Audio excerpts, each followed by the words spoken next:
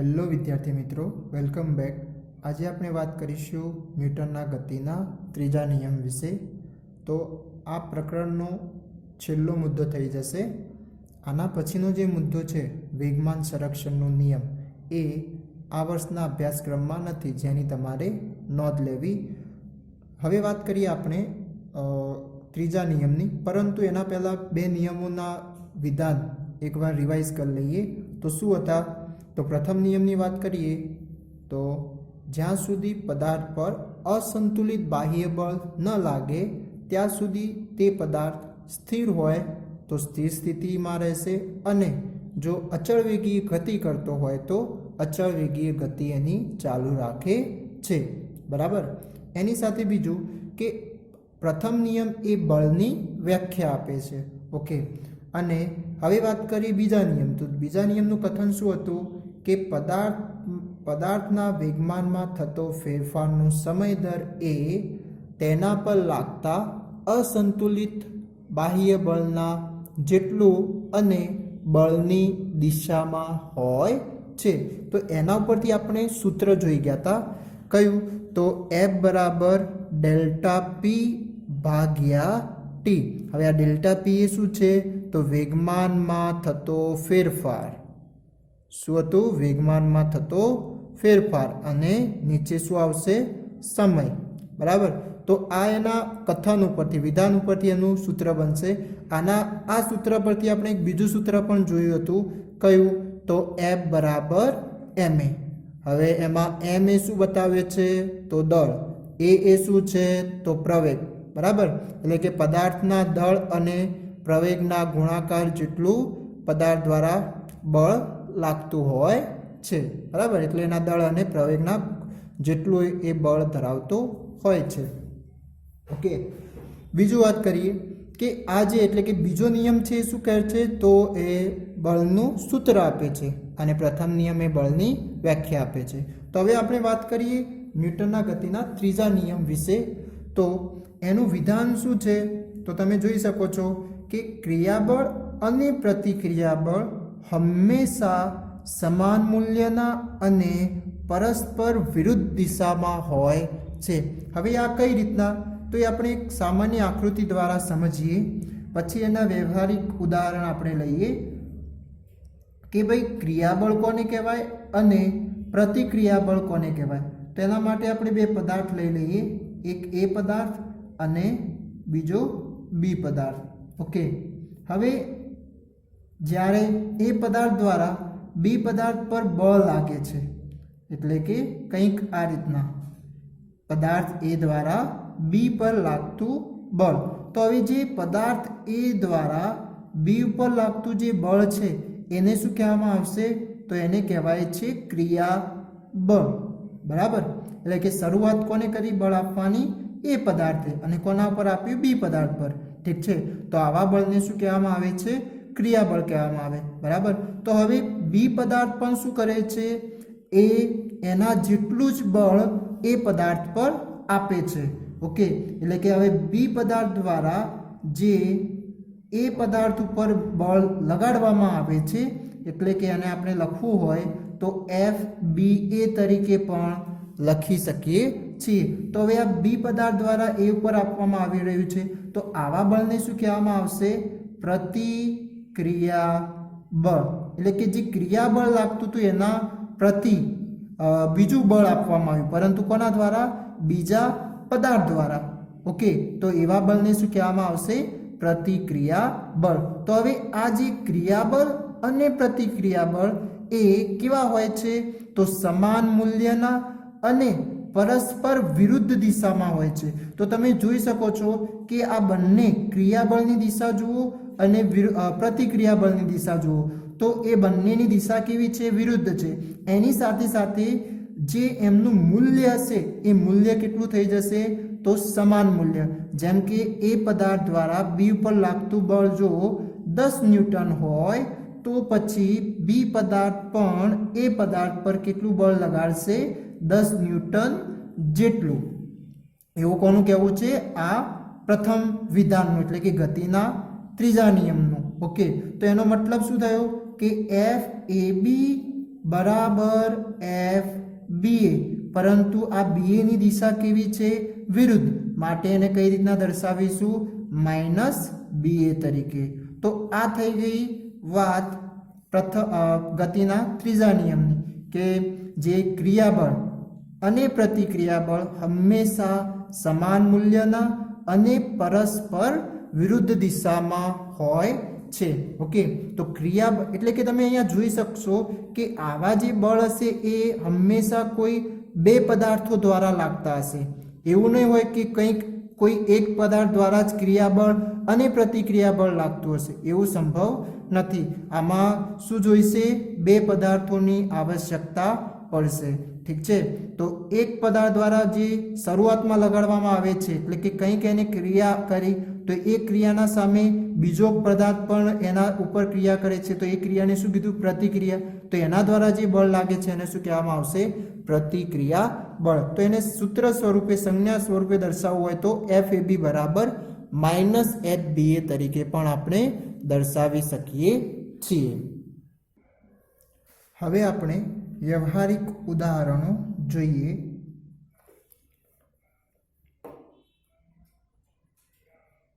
તો વ્યવહારિક ઉદાહરણો જેમાં ન્યૂટનના ગતિના ત્રીજા નિયમ જોવા મળતો હોય તો એ કયા છે? તો એમાં સૌ પ્રથમ જે આપણી ચાલવાની ક્રિયા, જે ચાલવાની ક્રિયા છે એમાં પણ ન્યૂટનના ગતિનો ત્રીજો નિયમ જળવાય છે. બીજું તરવાની ક્રિયા. હવે આ કઈ રીતના એ આપણે સમજીએ, પરંતુ પહેલાં ઉદાહરણ જાણી લો. કયા ઉદાહરણ એના આવશે? બીજું આવશે બંદૂક દ્વારા ગોળી છૂટવાની ઘટના. બંદૂક દ્વારા ગોળી છોડવાની ઘટના. બરાબર. ચોથું, જે રોકેટ લોન્ચ થાય છે, રોકેટનું લોન્ચ થવું એટલે કે ઉડવું. બરાબર. તો એમાં પણ આ ન્યૂટનને ગતિનો ત્રીજો નિયમ લાગુ પડે છે. એની સાથે પાંચમું, કે જે ખલાસી, બોટના જે ખલાસી હોય, બરાબર, તો ખલાસી દ્વારા બોટ પરથી કિનારા તરફ આવવું.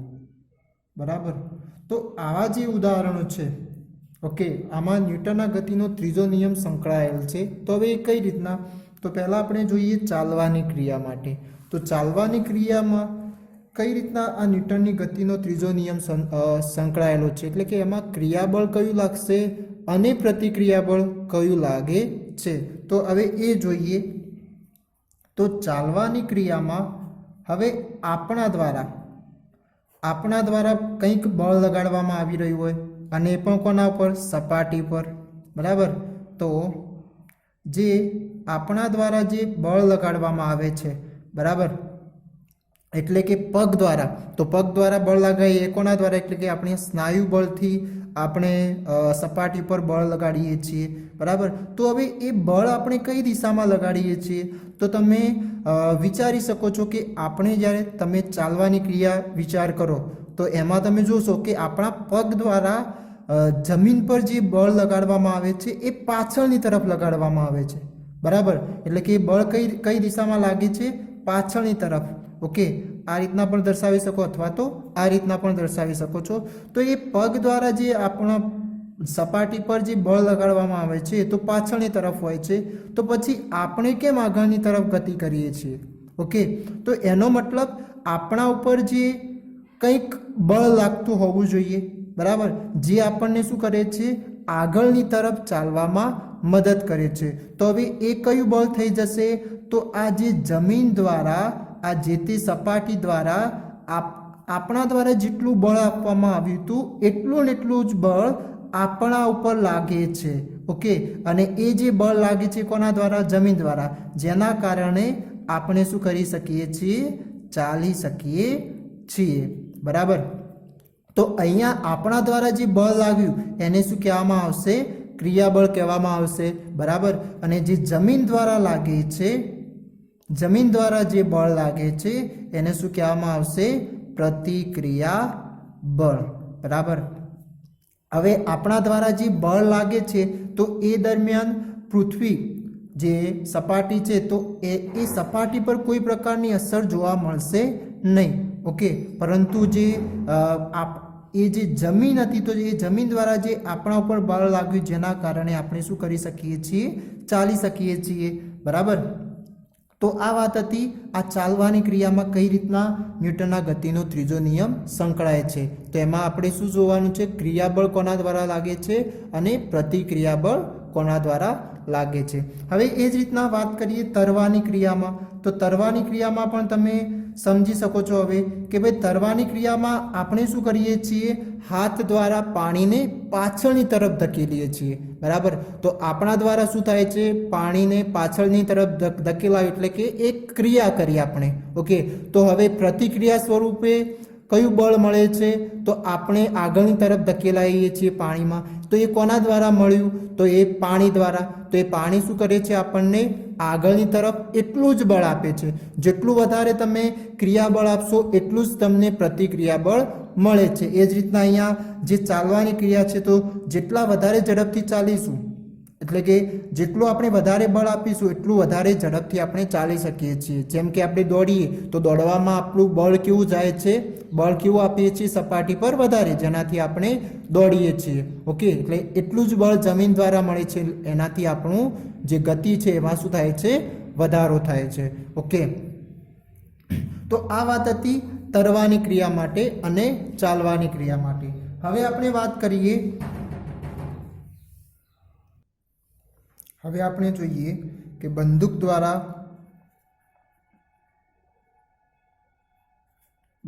દ્વારા ગોળી છોડવાની ઘટના. તો એમાં કઈ રીતના, તો સામાન્ય આપણે બંદૂકની આકૃતિ હું દોરી દઉં પહેલા.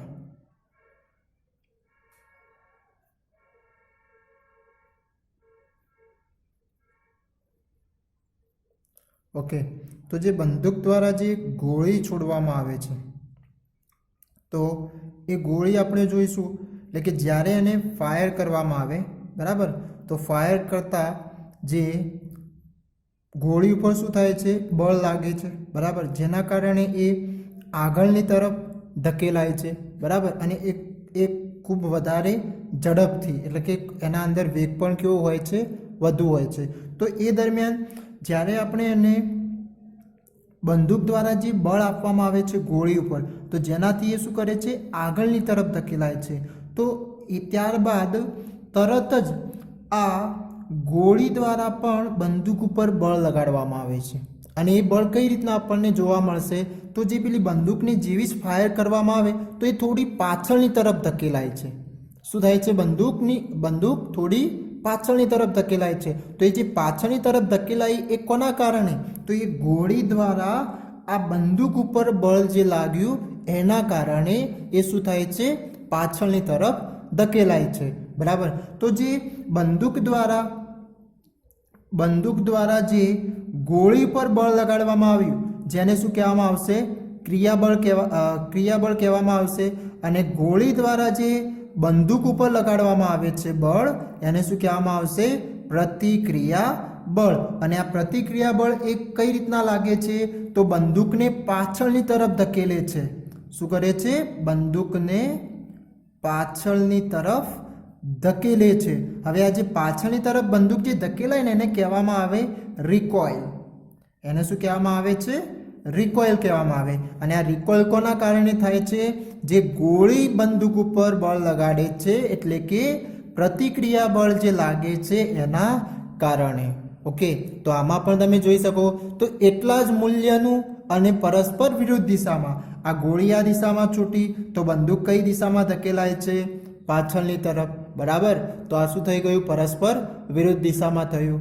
ઓકે, પરંતુ અહીંયા તમે જોશો કે ભાઈ અહીંયા જે બંદૂકની જે ગોળી હતી એની તો વેલોસિટી એટલે કે વેગ ખૂબ જ વધારે હતો. બરાબર. તો એના કારણે એનો પ્રવેગ પણ કેવો હશે, વધુ હશે. બરાબર. તો હવે બંદૂક પણ શું થવું જોઈએ કે એ પણ એટલા જ વેગથી પાછળ જવું જોઈએ. તો એવું તો અહીંયા જોવા મળતું જ નથી. બરાબર.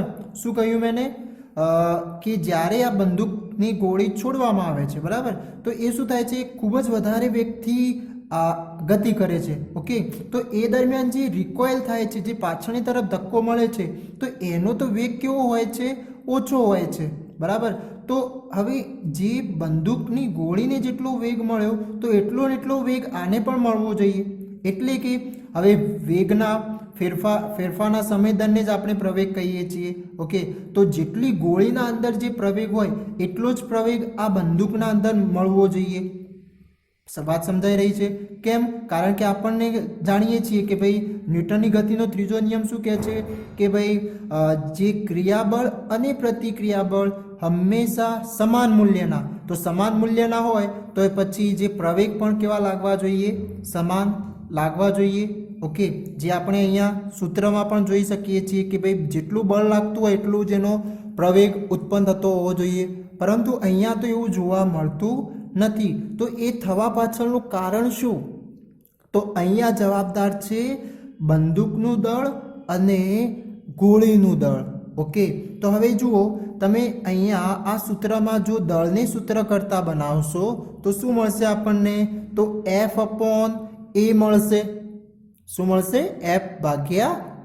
આનો મતલબ એવો થયો કે જો પદાર્થનો એટલે કે જે તે પદાર્થનો પ્રવેગ વધુ હશે તો ત્યાં આગળ તમને દળ કેવું મળવાનું છે? ઓછું.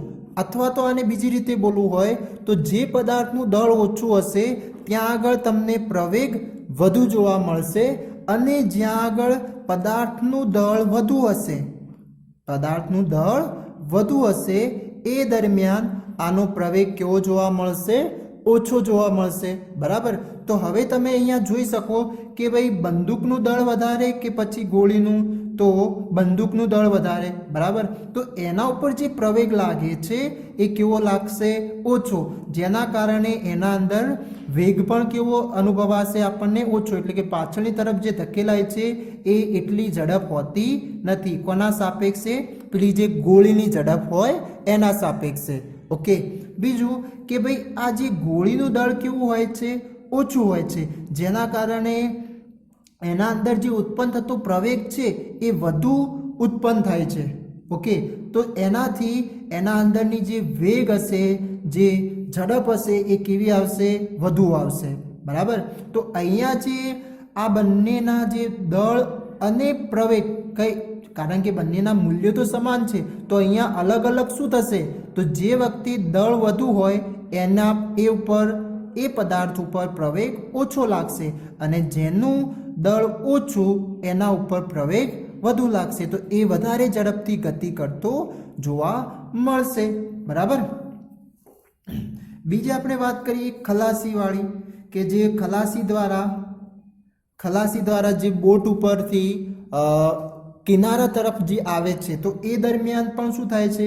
તો માન લો કે આ કિનારો છે, કિનારા પરનું પ્લેટફોર્મ અને આ પાણી છે. તો અહીંયાથી જ્યારે એ બોટ ઉપરથી એ કૂદકો લગાવે છે, બરાબર. માન લો કે અહીંયા નજદીક છે, તો જ્યારે બોટ ઉપર કૂદકો લગાવે છે તો એ શું કરશે? બોટને પાછળની તરફ ધકેલે છે. એટલે કે બોટ તમે જોશો તો એ પાછળની તરફ ધકેલાય છે, અને જ્યારે એ જે ખલાસી હશે, જે માણસ હશે, એ શું કરે છે? આગળની તરફ કૂદકો એનો લાગે છે. તો અહીંયા પણ આ જે માણસ દ્વારા અથવા ખલાસી દ્વારા જે બળ આપવામાં આવ્યું એ કયું બળ થઈ જશે? તો ક્રિયાબળ થઈ જશે, બરાબર. અને જે બોટ દ્વારા જે એને આપવામાં આવે છે કયું બળ હોય છે? પ્રતિક્રિયા બળ, જેનાથી એ શું કરે છે? આગળની તરફ કૂદકો લગાવે છે. તો બોટ પાછળની તરફ ધકેલાય છે અને આ માણસ ક્યાં આગળ આવે છે? આગળની તરફ આવે છે. ઓકે, તો આ કંઈક વ્યવહારિક ઉદાહરણોની સમજ હતી. બીજું એની સાથે એક પણ બીજું ઉદાહરણ પણ લઈ શકીએ કે જ્યારે કોઈ પદાર્થ આપણે ટેબલ પર રાખેલો છે, બરાબર, તો એમના ઉપર પણ આ ત્રીજો નિયમ સંતોષાય છે. તો એ કઈ રીતના? તો માન લો કે આ કોઈ પદાર્થ છે, બરાબર. તો પદાર્થ જ્યારે સ્થિર સ્થિતિમાં હોય તો એમના ઉપર પણ આ ત્રીજો નિયમ લાગુ પડતો હોય. તો એ કઈ રીતના? તો પદાર્થ દ્વારા જે બળ લગાડવામાં આવતું, એટલે કે આપણને ખબર છે કે પૃથ્વીના ગુરુત્વાકર્ષણના બળના કારણે આપણે શું કરી રહ્યા છીએ, પૃથ્વી તરફ ખેંચાયેલા રહે છે, બરાબર. તો હવે આ પદાર્થ જ્યારે આપણે ટેબલ પર રાખ્યું છે ત્યારે સ્થિર સ્થિતિમાં રહે છે, બરાબર. માન લો કે હું અહીંયા આને જેવું જ ખસેડી દઈશ તો એવું શું થઈ જાય છે, એ પદાર્થ નીચેની તરફ ધકેલાશે. કેમ? કારણ કે એને કોણ ખેંચે છે, ગુરુત્વાકર્ષણ બળ, પૃથ્વીનું ગુરુત્વાકર્ષણ બળ, બરાબર. તો હવે એ જે બળ લાગે છે, ગુરુત્વાકર્ષણ બળ, બરાબર, તો હવે એના કારણે નીચે જવું જોઈએ, તો આ ટેબલને તોડીને નીચે આવવું જોઈએ, પરંતુ એવું થતું નથી. કેમ? કારણ કે અહીંયા જેટલું બળ લાગે છે આ ગુરુત્વાકર્ષણ બળના કારણે આ પદાર્થ દ્વારા, એ એટલું ને એટલું બળ આ ટેબલની સપાટીથી કોના ઉપર લાગતું હોય છે, આ પદાર્થ ઉપર લાગતું હોય છે. તો એના કારણે આ પદાર્થ કેવો જોવા મળે છે, આપણને સ્થિર જોવા મળે છે. ઓકે, તો આ બીજું પણ ઉદાહરણ તમે લઈ શકો છો. ઓકે, તો આ વાત હતી ન્યૂટનના ગતિના ત્રીજા નિયમ વિશે, કે જે પદાર્થ, વિધાન શું કહે છે કે ક્રિયાબળ અને પ્રતિક્રિયાબળ હંમેશા સમાન મૂલ્યના અને પરસ્પર વિરુદ્ધ દિશાના હોય છે. બીજું આની સાથે સાથે કે આવું બળ એ બે પદાર્થો પર લાગશે. એવું ના કે એક જ પદાર્થ દ્વારા ક્રિયાબળ પણ લાગે અને પ્રતિક્રિયા પર બળ લાગે, એવું શક્ય થશે નહીં. ઓકે, આમાં બે તંત્રો, એટલે કે તંત્રમાં બે પદાર્થો જોઈશે. ઠીક છે. તો એમાં તમે ક્રિયાબળ જોઈ શકો છો. ક્રિયાબળ કોને કહેવાય? તો સૌપ્રથમ જે પદાર્થ દ્વારા જે લગાડવામાં આવતું બળ હશે એ ક્રિયાબળ હશે, અને પછી એ બીજા પદાર્થ દ્વારા જે પ્રથમ પદાર્થ પર જે બળ લગાડવામાં આવે છે એને શું કહેવામાં આવશે? પ્રતિક્રિયા બળ. એના વ્યવહારિક ઉદાહરણો તમારે પૂછાય કે ભાઈ વ્યવહારિક ઉદાહરણો દ્વારા ન્યૂટનના ગતિનો ત્રીજો નિયમ સમજ આપો, તો પછી આમાંથી કોઈ પણ એક યા પછી બે ઉદાહરણ લઈને તમારે એને સમજાવવું પડે કે ક્રિયાબળ કયું છે, પ્રતિક્રિયાબળ કયું છે, કઈ રીતના બળ લાગી રહ્યું છે. ઓકે, તો એ બધી સમજ આપવી પડે. તો વ્યવહારિક ઉદાહરણમાં ચાલવાની ક્રિયા થશે, તરવાની ક્રિયા, બંદૂક દ્વારા જે ગોળી છોડવાની જે ઘટના છે, રોકેટનું લોન્ચ થવું. તો રોકેટ જે લોન્ચ થાય છે તો એ દરમિયાન પણ રોકેટ દ્વારા શું કરવામાં આવે છે? પૃથ્વીની સપાટી ઉપર બળ લગાડવામાં આવે. કેમ? કારણ કે ગુરુત્વાકર્ષણની વિરુદ્ધ એને કામ કરવું છે. ઓકે, ગુરુત્વાકર્ષણ કઈ દિશામાં લાગે છે? તો નીચેની તરફ. ઓકે, ઉપરથી લઈ નીચેની તરફ, સપાટી પર. અને આ રોકેટને ક્યાં લોન્ચ થવું છે? ઉપરની તરફ. તો જેના કારણે એને વધુ બળ આપવું પડશે. તો એ જે રોકેટ દ્વારા જે બળ લગાડવામાં આવે છે એટલું ને એટલું બળ જમીન દ્વારા, જમીનની સપાટી દ્વારા બળ લગાડવામાં આવે છે, જેના કારણે શું થાય છે? ઉડવાનું ચાલુ કરે છે, લોન્ચ થાય છે. ઓકે, બીજું ખલાસી દ્વારા જે બોટ પરથી કિનારા તરફ આવવું, તો એમાં પણ તમે જોઈ શકો છો કે કયું ક્રિયાબળ થશે અને કયું પ્રતિક્રિયાબળ થશે. ઠીક છે. તો આ વાત હતી ગતિના ત્રીજા નિયમ વિશે, અને આના પછીનો જે મુદ્દો છે એ અભ્યાસક્રમમાં નથી. ઠીક છે. તો અહીંયા આ ચેપ્ટર પૂર્ણ થાય છે. Thank you.